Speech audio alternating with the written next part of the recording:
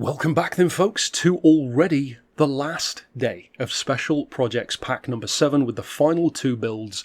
Kicking off first of all with a car that many of you probably haven't heard of. Of course you've heard of the Mazda Demio, but maybe not the Super Taikyu. I'm guessing it's pronounced an ST5 class car. This one actually didn't start with the Demio. This started with me building a Honda Fit or Honda Jazz, depending on the market, in this same class, an ST5 car.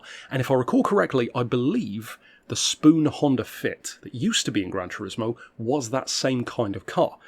That inspired me to make a trio of small cup cars in that class, preferably real-world ones if possible, such as this one is, to be like that small cup car kind of style that Gran Turismo used to have. We used to have the Micra, or the MMR cup car as they used to call it. We used to have, of course, the Beetle, a couple of different Lupos. It's a kind of car that we don't really have in Gran Turismo anymore, but I personally used to find them quite charming. They're a lot of fun, and it had this kind of budget racing feel to it, which I feel a lot of like small groups of fellow Gran Turismo players might get together and enjoy as like a not quite one-make racing series, but that kind of vibe. These small cars on a budget, and the whole point of Super Taikyu Racing is just that. They're not allowed to do that many things to the car, and I've tried to keep the cars accurate to that. Of course, the primary difference is it doesn't have a stripped-out interior, but in terms of the actual build, it's also interesting because the three cars that I've built, Toyota, Honda and Mazda, actually end up having the exact same weight. So it's almost like they kind of plan for you to be able to have this rivalry in the game as well. Now, of course, I will have put on screen the link down below to grab this particular design from the player, of course. And in future packs, for those who maybe haven't noticed, I do like to put cars in different special projects packs that can rival each other. So this time I did the Maserati GT3, last month the Alfa Romeo GT3 as bedfellows. I've done that a few times with different cars in the same kind of classes. Rally cars, I've done that similar thing as well.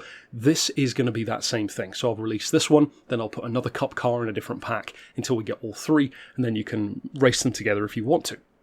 So as far as the actual parts, like I said, I want to stick to roughly what they do in real life for their regulations. So we've got the sports computer, sports filter, sports silencer, sports pads, stage 1 weight.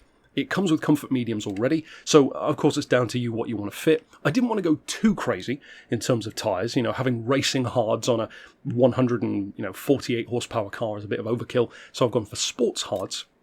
As far as club sports, we've got the sports clutch and flywheel, the sports brakes as well, so as you can tell it's all the sports stuff, which again aligns with the real world regulations. Stage 2 weight, I haven't bothered with the power restrictor or the ballast on this one, you don't really need it. As far as the semi-racing stuff, I have gone for the racing crank though, and to be honest the main reason why I did that on this one, if I recall correctly, was just because the Mazda has a little bit of a downside compared to, in particular, the Honda. The Honda is given preferential treatment in terms of its fully upgraded numbers. So to keep it more competitive, I had to upgrade the Toyota and this one a bit more in comparison. We've got the fully customized computer as well. I can't recall if I'm using the full customized or the sports one, so you'll have to check in just a second. We've got the sports intercooler, the fully customized limited slip diff. I've gone for the fully customised manual gearbox rather than a race one. The height adjustable sports suspension. I have opted as well to increase the body rigidity on this one. For the racing stuff, we've got the anti-lag. That's more of an optional thing, but I figure it can't really hurt when you've only got a small amount of power to work with. We've got the balance tuning, the race air filter. Again, check in just a second as to which one I'm using because I built this quite a while ago, but it's easy to skip forward and back through the video, of course. We've got the race manifold. And as far as the extreme stuff, there is nothing fitted there. And for the ultimate section, we've got the titanium connecting rods and pistons. So some of the stuff is higher than what you'd be allowed to have in real life. But again, I had to kind of keep it interesting and keep it competitive between the three cars. So a couple of sacrifices had to be made here and there. Sacrifices being more power, so not much of a sacrifice. In terms of weight, 928 kilos. In terms of horsepower, 148. And in terms of the point level, only 444, just below 445. So even if you didn't use it for the cup car style stuff, if you just need a car for 450 point level racing, it might come in handy. And if I recall correctly, I believe this is a diesel car, I think. Unless I'm mistaken, I think the Demio is a diesel. So, again, nice difference between this one and the other two. We've got the sports hards fitted. The height adjustable sports suspension, of course, is fitted with 110mm on the ride height. I know some people don't like to go fully lowered on these cars because it can bottom out. Let's be honest, in a 150 horsepower Demio, bottoming out isn't going to happen that often. It's pretty smooth through corners. We've got one on the anti-roll, because you can't adjust it, of course. 35 on the compression, 45 on the rebound, 2.05 on the springs, which is quite high, then 1 degree on the front for camber, half a degree on the back. And of course we cannot adjust the toe, but it does have a little bit, 0.20 on the rear anyway. As far as the diff, I've opted for 1010 in terms of the diff, of course, with that front wheel drive platform. For the gearbox, I've gone for an auto setting of 180, which technically is not that much higher than 100 miles an hour. In reality, it's more than enough. You know, obviously these aren't the quickest accelerating things in the world anyway, so for most tracks that's good enough. We haven't touched the power or the ballast or the downforce. Anti-lag I've got turned on strong. I know different people have different preferences there. Some like to have it off completely, some like to have it weak, strong, so I'll leave it up to you. And of course you can see here we have the race cleaner, the race manifold, and then the other stuff is sports.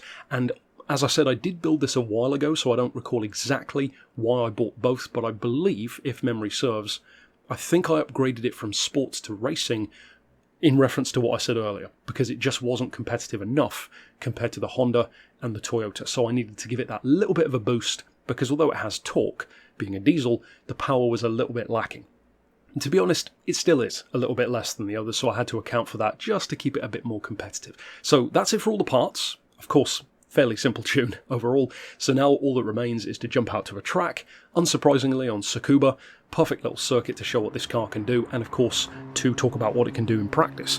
Now this one is pretty easy to talk about. It's an easy car to drive. I mean, it's a 150 horsepower Demio, super lightweight, and you can just power your way out of corners with the front wheel drive chassis. I would recommend, unsurprisingly, for a front wheel drive car with any amount of power, don't necessarily pile on the throttle mid corner, because of course it will be more inclined to understeer, but with the diff setup that we're running, and of course it's vastly helped by the fact that it is very small, very light, and in particular has that really short wheelbase, you can whip this thing around really tight corners very well. Likewise with the Honda and the Toyota. So if you do enjoy smaller cup car style builds like this one, I hope of course you have a ton of fun with it, and naturally stick around for future packs to check out the other two to join this one as well. But that's it for the penultimate build in pack number 7, and there's only one left, which of course is coming out later today, so stick around for that one, and of course check out the other ones earlier in the week if you haven't seen those already. But for now, as always, thanks for watching.